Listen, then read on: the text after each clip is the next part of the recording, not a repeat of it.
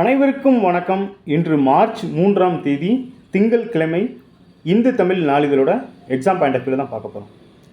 First paper பார்க்குறதுக்கு முன்னாடி இன்றைக்கி சிலபஸை கொஞ்சம் பார்த்துருவோம்.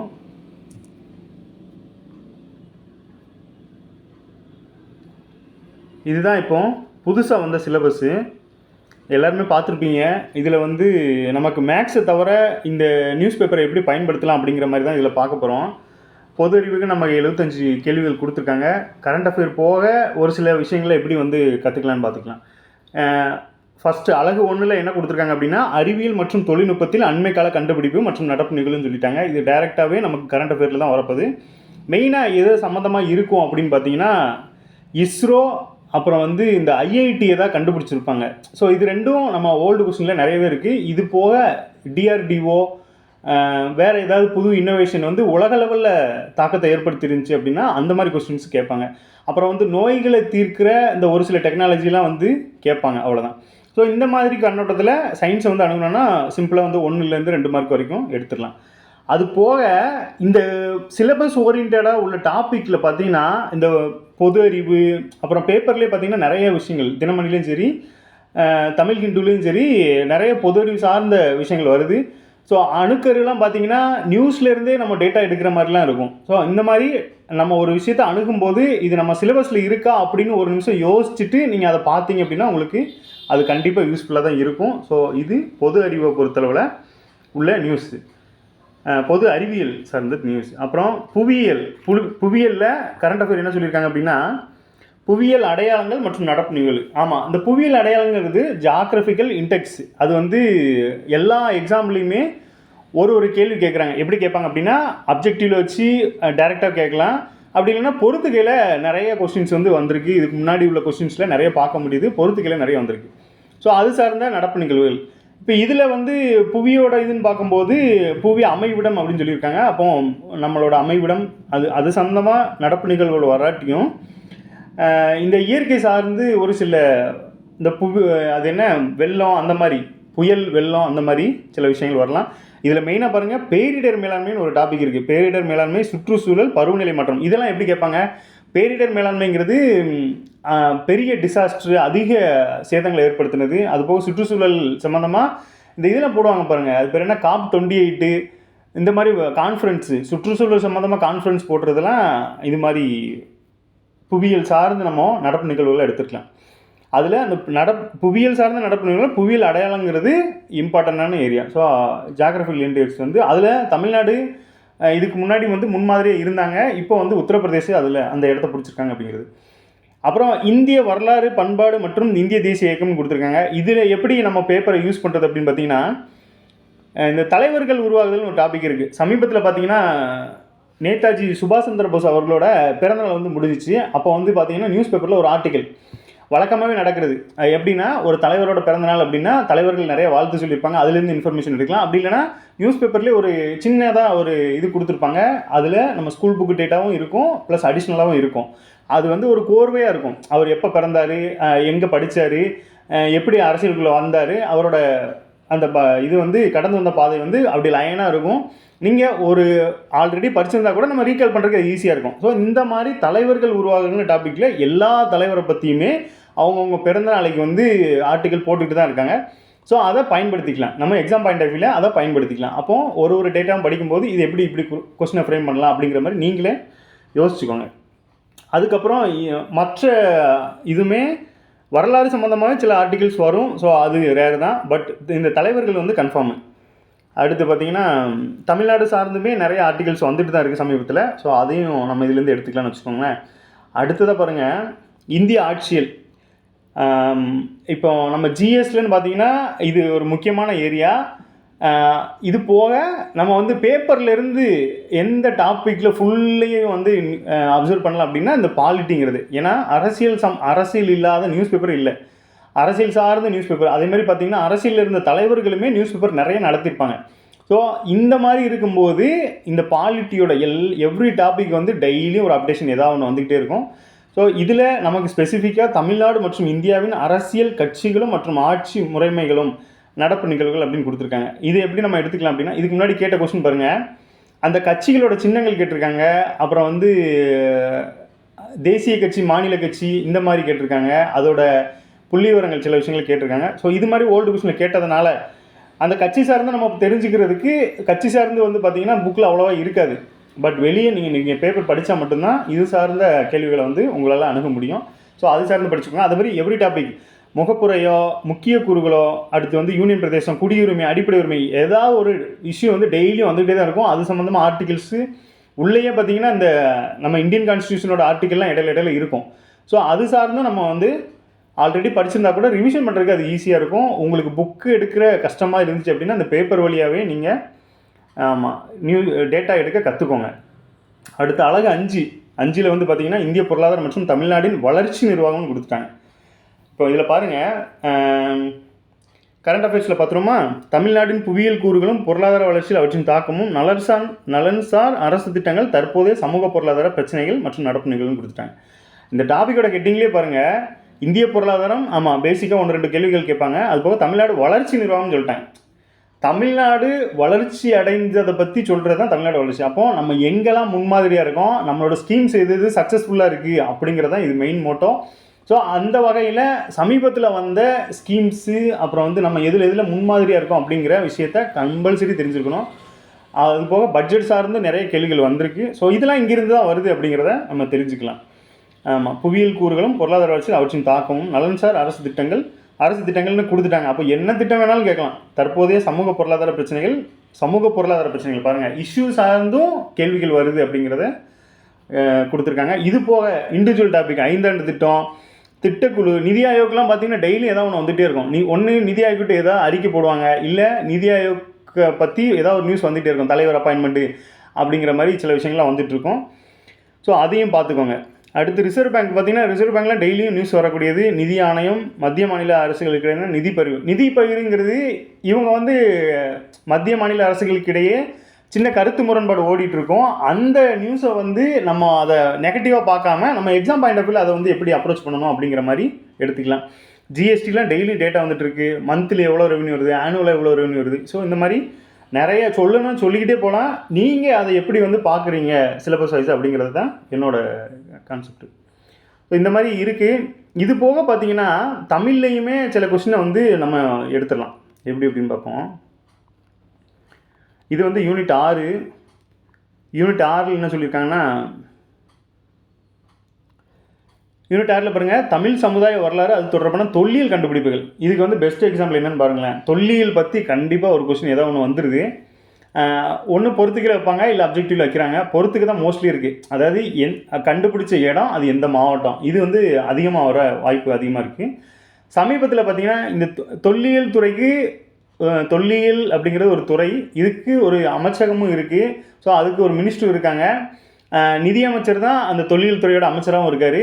அவங்க சமீபத்தில் பார்த்திங்கன்னா ஒரு நியூஸ் கிளிப்பை வந்து அவங்களோட எக்ஸ் தளத்தில் வந்து வெளியிட்டிருந்தாங்க. அது எப்படின்னா, நிறைய தொல்லியல் ஆய்வு நடக்குது, ஆனால் முக்கியமான விஷயங்களை அவங்க எடுத்து போடுறாங்க. அப்போது நம்ம எக்ஸாமுக்கு படிச்சுட்டு இருக்கிறதுனால அந்த மாதிரி விஷயங்களை கொஞ்சம் உன்னிப்பாக கவனிக்கிறது நல்லது. ஏன்னா அதுவே கொஸ்டினாக ரிஃப்ளெக்ட் ஆக வாய்ப்பு இருக்குது. ஏன்னா அவங்க தான் இந்த பணியாளர் நலத்துறையுமே மேனேஜ் பண்ணுறாங்க. ஸோ அவங்க ஒரு விஷயத்தை முக்கியமாக பார்க்குறாங்க அப்படின்னா அது நமக்கு வந்து கொஸ்டினாக ரிஃப்ளெக்ட் ஆக அதிகமான வாய்ப்புகள் இருக்குது.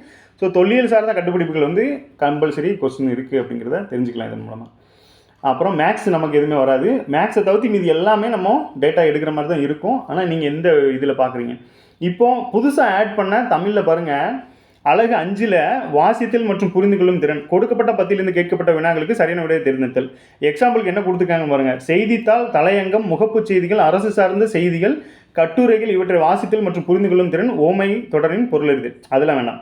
ஸோ அப்போ செய்தித்தாள்னு ஒரு விஷயத்தை கொடுக்குறாங்க அப்படின்னா அப்போ நீங்கள் அப்டேட்டடாக இருக்கீங்களா, ஒரு நியூஸ் பேப்பரை எப்படி பார்க்குறீங்க. ஏன்னா செய்தித்தாள் நீங்கள் டெய்லியும் படிக்கும்போது பார்த்தீங்கன்னா உங்களோட அந்த தமிழ் ரீடிங் கேப்பபிலிட்டி வந்து அதிகமாகும். அதன் மூலமாக ஒரு கொஸ்டினை வந்து ஈஸியாக நீங்கள் படித்து முடித்து அதை புரிஞ்சுக்கிட்டு அது சார்ந்த கேள்விகளை விடையளிக்க முடியும் அப்படிங்கிறது தான் இதனோட நோக்கம். ஸோ அதோட முக்கியத்துவத்தை தான் கொடுத்துருக்காங்க. அதனால் இது படிக்கிறதும் நமக்கு பெனிஃபிட் தான் அப்படிங்கிறதையும் நினச்சிக்கோங்க. ஏன் அப்படின்னா நீங்கள் புக் எடுக்கிறதுக்கு உங்களுக்கு ஒரு கஷ்டமாக இருக்குது அப்படின்னா நியூஸ் பேப்பரில் என்ன பெனிஃபிட் அப்படின்னு பார்த்தீங்கன்னா, நம்மளுக்கு 7 நாளுமே ஒரே மாதிரி இருக்காது. ஒரு நாள் கொஞ்சம் உடம்பு சரியில்லாமல் இருக்கும், ஒரு நாள் கொஞ்சம் வேறு ஏதாவது வேலை இருக்கும். ஆனால் நீங்கள் டெய்லியும் காலையில் பேப்பர் படிக்கிற பழக்கம் வச்சுருந்தீங்க அப்படின்னா அதன் மூலமாக இந்த கன்சிஸ்டன்சி வந்து உங்களுக்கு டச்சப்லேயே இருக்கும். ஸோ அந்த மாதிரி உங்கள் பழக்க வழக்கங்களை மாற்றிக்கோங்க. அது உங்களுக்கு பர்சனலாகவே லைஃபுக்குமே அது யூஸ்ஃபுல்லாக தான் இருக்கும் அப்படிங்கிறது என்னோடய கருத்து. ஸோ இந்த வகையில் இன்றைக்கி ஒரு ஓவராலாக பார்த்துருக்கோம். இதை பற்றின டீட்டெயில்டாக இன்னும் கொஞ்சம் அனலைஸ் பண்ணிவிட்டு வேணால் தனியாக உங்களுக்கு ஒரு வீடியோ போட்டுடுறேன். இன்றைக்கி நியூஸை பார்த்துருவோம்.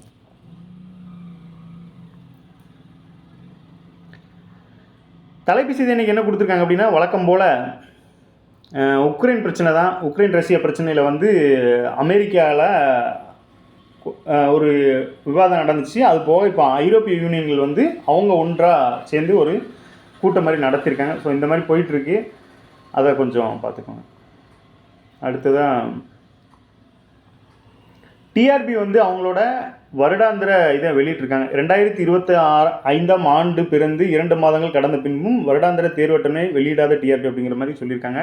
ஸோ இது வந்து கோரிக்கையாக வச்சுருக்காங்க. சரி, டிஆர்பி வெளியிடலை, ஆனால் கோரிக்கையாக மக்கள் வச்சுருக்காங்க அப்படிங்கிறது தான்.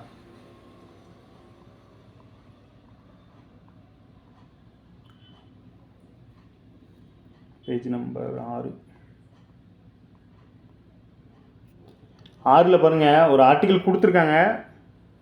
இந்த பழைய ஓய்வூதியம் பற்றி கொடுத்துருக்காங்க. இதில் வந்து என்ன அப்படின்னா, நமக்கு தெரிஞ்சுக்கிற வேண்டிய விஷயங்கள் என்ன அப்படின்னா, இந்த தேர்தல் வாக்குறுதிங்கிறது, தேர்தல் வாக்குறுதினா என்னென்னா, தேர்தலுக்கு முன்னாடி அந்த வேட்பாளர்கள் வந்து நாங்கள் ஆட்சிக்கு வந்தால் இந்த மாதிரிலாம் பண்ணுறோம் அப்படின்னு சொல்லி சில விஷயங்கள் கொடுத்துருப்பாங்க. முன்னாடி காலத்தில் இதெல்லாம் நோட் பண்ணாங்களா அப்படின்னு தெரியல. ஆனால் இப்போ எல்லாருமே அதை நோட் பண்ணுறாங்க. நோட் பண்ணி அதை கோரிக்கையாகவும் வைக்கிறாங்க. அந்த வகையில் தான் இது என்னென்னா, பழைய ஓய்வூதிய திட்டம் தேர்தல் வாக்குறுதி எண் 350 குறிப்பிட்ட அப்படிங்கிற மாதிரி அதை மென்ஷன் பண்ணி கோரிக்கையாக வந்து வச்சுருக்காங்க அப்படிங்கிறத தான் கொடுத்துருக்காங்க. இதில் நம்மளோட இது அப்சர்வேஷன் என்ன அப்படின்னு பாருங்கள். இதில் வந்து தமிழக அரசு ஊழியர்கள், அதாவது ஆசிரியர்களில் தமிழக அரசு ஊழியர் ஆசிரியர்களில் 2.29 லட்சம் பேர் பழைய ஓய்வூதிய திட்டத்திலும் 6.14 லட்சம் பேர் புதிய ஓய்வூதிய திட்டத்திலும் உள்ளனர். இப்போ கரண்ட்டில் உள்ள டேட்டா, அதாவது அரசு ஊழியர் மற்றும் ஆசிரியர்கள் பாருங்கள். இப்போ இது ஒரு 2,30,000 வச்சுக்கோங்க. இது ஒரு 6,15,000 வச்சுக்கோங்க. ரெண்டே கூட்டும்போது 8,45,000 கிட்ட வருது. ஆமாம், 8,40,000 கரெக்டு. 8,40,000 பேர் இருக்காங்களா? இதில் என்ன மாதிரி டேட்டா அப்படின்னா, இதில் ஆல்ரெடி பழைய ஒரு 6 மாதத்துக்கு முன்னாடி பார்த்தீங்கன்னா 35% வேகன்சி வந்து இருக்குது அப்படிங்கிற மாதிரி ஒரு டேட்டா கொடுத்துருந்தாங்க. ஸோ இந்த வகையில் அதுக்கப்புறமும் நிறைய ரிட்டைர்மெண்ட் இருந்ததுனால இவ்வளோ ஸ்ட்ரென்த்து வந்து நம்ம கவர்மெண்ட் ஆஃபீஸர்ஸ் இருக்காங்க அப்படிங்கிறத தெரிஞ்சுக்கோங்க. இது வந்து இப்போ எக்ஸாமில் கொஸ்டினாக வர்றது உங்களோட ஜென்ரல் நாலேஜுக்கு தான் இந்த விஷயத்த சொல்ல வரேன். இது போக வேக்கண்ட் இருக்குது அப்படிங்கிறது இதன் மூலமாக நமக்கு தெரியுது. ஸோ அந்த புள்ளிவிவரத்தை காட்டணும்னு நினச்சேன். ஓகே, இதில் ஒரு தலைப்பு பாருங்கள், அன்றாடமும் கல்வியும்.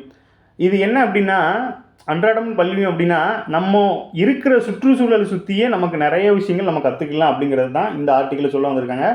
நம்ம கல்வி முறையுமே அந்த மாதிரி எடுத்துக்கிட்டிங்க அப்படின்னா அது ஜாலியாக இருக்கும். ஸோ நம்மளை சுற்றியே சயின்ஸ் இருக்கும், நிறைய விஷயங்கள். நம்ம பாருங்கள், நம்ம ஊரை சுற்றியே நிறைய வரலாறுகள் இருக்கும். ஆனால் நம்ம அதை விட்டுட்டு புக்கை படிச்சுட்டு இருப்போம். ஆனால் புக்கில் இருக்கிற டேட்டாவே இங்கே லைவாகவே நம்ம சில விஷயங்களை பார்த்துட்ருப்போம். ஸோ அந்த மாதிரி களம் சார்ந்து படிக்கிறதுங்கிறது ஒரு இன்ட்ரெஸ்டிங்கான இது. அந்த மாதிரி வாய்ப்பு கிடைச்சா அது மாதிரி படிக்க ட்ரை பண்ணுங்கள். அடுத்து பாருங்கள், 20 மண்டலங்கள். என்ன அப்படின்னா, நேற்றுக்கு பார்த்த நியூஸு தான் சின்ன கிளிப்பாக கொடுத்துருக்காங்க. சென்னை பெருநகரத்தில் வந்து 200 வார்டுகள் இருக்குது. தமிழ்நாட்டிலேயே அதிக வார்டுகளை கொண்ட இது வந்து சென்னை தான். ஸோ 200 வார்டு இருக்குதுன்னு வச்சுக்கோங்க. ஸோ அதை வந்து நிர்வாக வசதிக்காக 15லேருந்து 20 மண்டலமாக பிரிச்சுருக்காங்க. ஆமாம், அதாவது சிட்டியை வந்து நிர்வகிக்கிறதுக்காண்டி ஜோன்ஸ் இருக்கும். ஜோனில் வந்து 15லேருந்து 20 அதிகரிச்சிருக்காங்க அப்படிங்கிற விஷயத்த கொடுத்துருக்காங்க.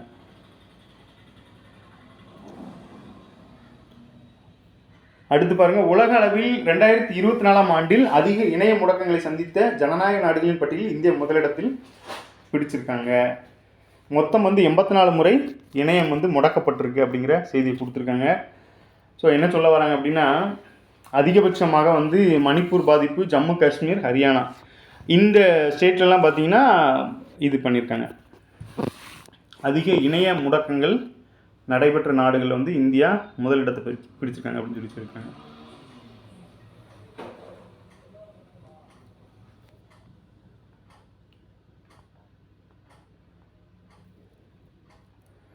அடுத்து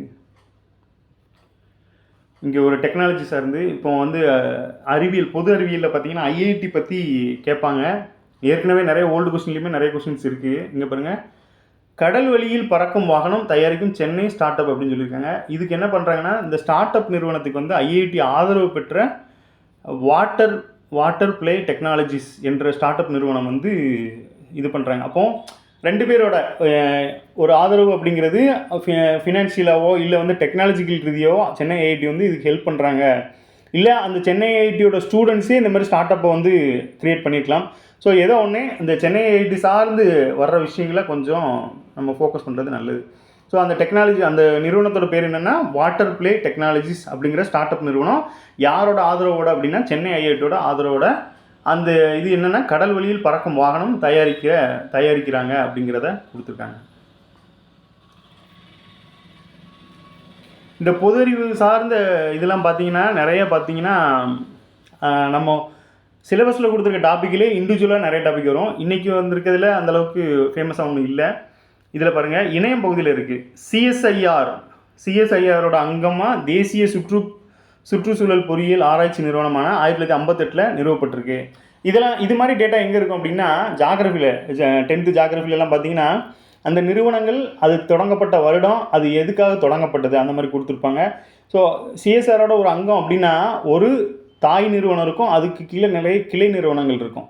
ஸோ சிஎஸ்ஐஆருங்கிறது அந்த சயின்ஸ் ரிலேட்டடாக ரிசர்ச் பண்ணுறது. ஸோ அதுக்கு கீழே இந்த சுற்றுச்சூழல் பொறியியல் ஆராய்ச்சி நிறுவனம் வந்து 1958 உருவாக்கப்பட்டிருக்கு அப்படிங்கிறது. இதே டேட்டா சிஎஸ்ஐஆரோட வருஷம் இருந்துச்சு அப்படின்னா அது ரொம்ப முக்கியத்துவமாக இருக்கும். அதை உங்களுக்கு கேள்வியாக வைக்கிறேன். இந்த சிஎஸ்ஐஆர் அப்படிங்கிற நிறுவனம் எந்த வருடம் தொடங்கப்பட்டது, அதோட அப்ரிவேஷன் மட்டும் நீங்கள் தெரிஞ்சதுன்னா கமெண்டில் போடுங்க. ஸோ அது வந்து கொஞ்சம் முக்கியமான டேட்டாவே இருக்கும்.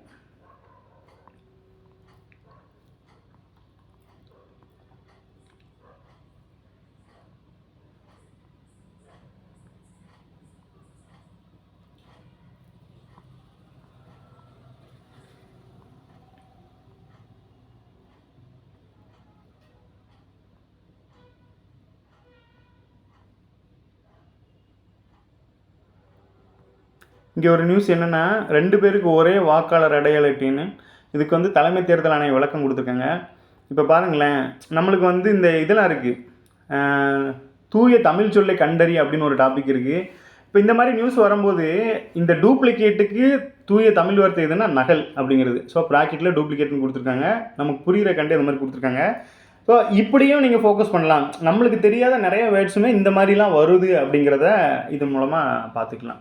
அது போக கீழே இன்னொரு விஷயம் கொடுத்துருப்பாங்க, இதுபோல் 2 பேருக்கு ஒரே வாக்காளர் அடையாள அட்டை எண் வருவதை தவிர்க்க வந்து ஏரோநெட் அப்படிங்கிற ஒரு தளம் இருக்குது. ஏரோநெட் அப்படின்னா ஏரோநெட் என்ற தளம் வந்து எந்த துறை சார்ந்தது அப்படிங்கிற மாதிரி கேட்கலாம். ஸோ இல்லை எந்த பயன்பாட்டுக்காக உருவாக்கப்பட்டது அப்படின்னு கேட்கலாம். அப்போ அது வந்து எலெக்ஷன் கமிஷன் சார்ந்தது, இல்லை வாக்காளர் அடையாள அட்டை அந்த இது சார்ந்தது அப்படிங்கிற மாதிரி நம்ம இது தெரிஞ்சுக்கோங்க. ஏரோநெட் அப்படிங்கிறது அப்போ நமக்கு கொஸ்டின் எப்படி குழப்பமாக வைப்பாங்கன்னா, ஏரோநெட்டுனோடனே அந்த ஏரோஸ்பேஸ் சம்மந்தமாக எதாவது வைப்பாங்க.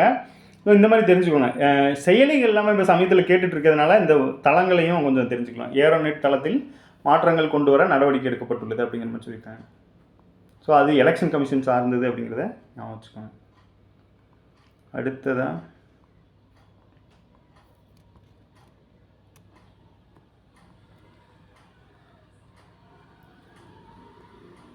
இங்கே ஒரு நியூஸு, அதாவது நம்ம வந்து சந்திரயான் 3 மூலமாக நம்ம வந்து நிலவோட தென் துருவத்தில் முதல் கால் பதித்த நாடு அப்படிங்கிற பெருமையை இந்தியா வச்சுருக்கு. இந்த நிலைமையில் அமெரிக்காவோட நிலவுக்கு அனுப்பப்பட்ட ப்ளூ கோட்ஸ் விண்கலம் வந்து நிலவின் மேற்பரப்பில் நேற்று தரையிறங்கிய பின் புகைப்படம் எடுத்து அனுப்பி பின்னணியில் பூமி நிலவு போல் காட்சியளிக்கிறது அப்படிங்கிற மாதிரி கொடுத்துருக்காங்க. இதில் பாருங்கள், அமெரிக்காவின் ஃபயர்ப்ளே ஏரோஸ்பேஸ் நிறுவனம் வந்து ஸ்பேஸ்எக்ஸ் நிறுவனத்தின் ஃபால்கான் 9 ராக்கெட் மூலமாக ப்ளூ கோட்ஸ் அப்படிங்கிற விண்கலத்தை ஜனவரி மாதம் விண்ணில் ஏவியிருக்காங்க. இதில் பாருங்கள் எந்தெந்த நிறுவனம்லாம், ஃபயர்ப்ளே ஏரோஸ்பேஸ் நிறுவனம் ஸ்பேஸ்எக்ஸ் நிறுவனத்தோட ஃபால்கான் 9, அதாவது இப்போ இதில் 2 நிறுவனம் இருக்குது அப்படின்னா, ஒன்று வந்து லான்ச் வெஹிக்கிளோட நிறுவனம், இன்னொன்று வந்து அந்த சேட்டலைட்டை தயாரித்த நிறுவனமாக இருக்கும். ஸோ இந்த மாதிரி 2 பேரும் டைப் வச்சு தனியார் செயற்கைக்கோளை வந்து ஏவியிருக்காங்க. இது பாருங்கள், இது சுமார் 1 மாதமாக பூமி சுற்றுவட்ட பாதையில் பயணம் செய்து பின்னர் நிலவின் சுற்றுவட்ட பாதையை அடைந்து 16 நாட்கள் பயணத்துக்கு பிறகு ப்ளூ கோட்ஸ் விண்கலம் நிலவின் மேரே கிரீசியம் அப்படிங்கிற பகுதியை சென்றடைஞ்சிருக்கு. இப்போ நம்ம அதாவது நம்ம சந்திரயான் 3 வந்து என்னென்னா அது ஒரு இடத்த லேண்ட் பண்ணிச்சு. அந்த இடத்துக்கு நம்ம சிவசக்தின்னு பேர் வச்சுருக்காங்க. ஸோ அந்த மாதிரி இந்த மாதிரி ஒரு லொக்கேஷனுக்கு வந்து அந்த மாரே கிரீசியும் அப்படிங்கிற பகுதிக்கு வந்து இந்த சேட்டலைட் வந்து தரையிறங்கியிருக்கு அப்படிங்கிற மாதிரி சொல்கிறாங்க. அடுத்து பாருங்கள், இதில் முக்கியமான டேட்டான்னு பாருங்கள், இது நியூமெரிக்கல் டேட்டா மாதிரி தான். என்ன அப்படின்னா ஒரு நிலவு நாள் அப்படிங்கிறது 14 பூமி நாட்கள் அப்படிங்கிற ஒரு டேட்டாவை கொடுத்துருக்காங்க. ஒரு நிலவு நாள் என்பது எத்தனைன்னா 16 பூமி நாட்கள். இது நமக்கு ஸ்கூல் புக்கில் எப்படி இருக்கும் அப்படின்னு பார்த்தீங்கன்னா, நம்ம பூமியில் எவ்வளோ வெயிட் இருக்கோ அதை விட எவ்வளோ கம்மியாக நிலவில் இருக்கும் அப்படிங்கிற மாதிரி கொடுத்துருப்பாங்க. இப்போ இது வந்து புது டேட்டாவாக இருக்குது. ஒரு நிலவு நாள் அப்படிங்கிறது 14 பூமி நாட்களுக்கு சமமாக. அப்போ நமக்கு ஒரு நாளுங்கிறது 24 மணி நேரமாக, அப்போ 14 × 24 போட்டிங்கன்னா என்ன வருதோ அதுதான் ஒரு நிலவு நாள் அப்படிங்கிறது கணக்கிடப்படுகிறது அப்படிங்கிற விஷயத்தை தெரிஞ்சுக்கோங்க. ஸோ இதுதான் இந்த அமெரிக்க விண்கலம் ப்ளூ கோஸ்ட்டை பற்றின செய்தி. ஸோ இன்றைக்கி செய்திகள் அவ்வளோதான். மீண்டும் நாளை சந்திப்போம். நன்றி.